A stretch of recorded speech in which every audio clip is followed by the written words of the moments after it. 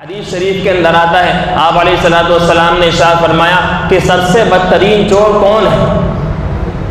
صحابہ نے پوچھا کہ کون ہے؟ اللہ کے نہیں بتائیے۔ آپ علیہ السلام نے فرمایا سب سے بدترین چور وہ ہے جو نماز کے اندر سے بھی چوری کر لے۔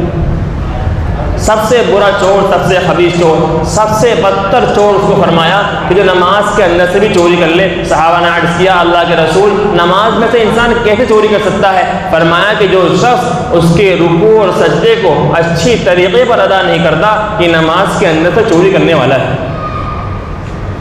انسان آتا ہے رکعت بس کسی بھی طریقے سے ایک کوشش ہوتی ہے کہ رکعت مل جائے، وہاں سے بھاگے آئے اور نماز صف میں جس صف میں اس کو کھڑا ہونا ہے اس صف میں پہنچنے سے پہلے رکعت ملنے کی وجہ سے نیت باندھی پہلے ہی، اور نیت باندھ کے صف کے اندر کھڑا ہو۔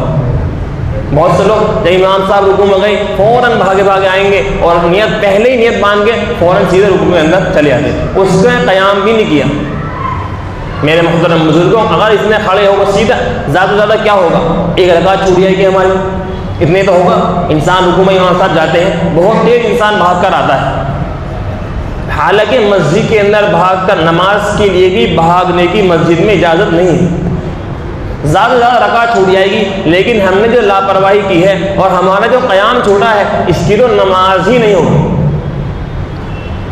جو انسان رکوع سے سیدھا کھڑا ہوا اور سجدے کے سیدھا کھڑا ہوا، یہ اس کی نماز کو اچھا بنانے والا ہے۔ لیکن بہت سے لوگوں کو دیکھتے ہیں نماز پڑھتے ہیں، رکوع سے سیدھے کھڑے نہیں ہوتے، رکوع سے کھڑے ہوئے تھوڑے سے رکوع سے کھڑے ہوتے ہیں، فوراً سجدے کے اندر چلے جاتے ہیں۔ دونوں سجدوں کے درمیان جب بیٹھتے ہیں تو اطمینان سے نہیں بیٹھتے، ایک سجدہ کیا فوراً اٹھا اور اٹھ کر کمر بھی سیدھی نہیں کی، فوراً دوسرے سجدے کے اندر چلا گیا۔ میرا محترم بزرگوں، یہ سجدہ اس کا ایک ہی سجدے کے حکم میں ہے اور اس انسان کی نماز نہیں ہوگی۔ اطمینان سے رکوع سے سیدھے کھڑے ہونا، اطمینان سے بیٹھنا۔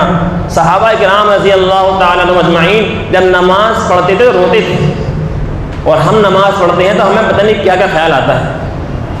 ہم کبھی زندگی میں نماز کے اندر رو نہیں سکتے۔ انسان یا تو نماز پڑھتا ہوا وہ روگا کہ انسان نماز پڑھ رہا ہے اور اس کو اپنے گناہ یاد آ رہے ہیں، وہ انسان تو نماز پڑھتا ہوا رو سکتا ہے، ورنہ جس طریقے پر صحابہ کرام نماز پڑھتے ہوئے روتے تھے، اس طریقے پر ہم نماز میں نہیں رو سکتے۔ اس کی وجہ کیا ہے؟ میرے محترم بزرگوں، صحابہ جب نماز پڑھتے تھے ان کو یہ معلوم ہوتا تھا کہ میں نماز میں اللہ سے کیا کہہ رہا ہوں۔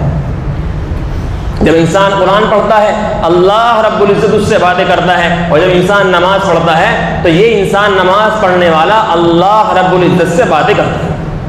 اس نے تو صرف اپنی رٹے رٹائے الفاظ یاد کر لیے۔ میرے محترم بزرگوں، یہ نماز پڑھ رہا ہے لیکن اس کو یہ معلوم ہی نہیں ہے کہ میں اللہ سے کیا کہہ رہا ہوں، تو اس کو رونا کیسے آ سکتا ہے؟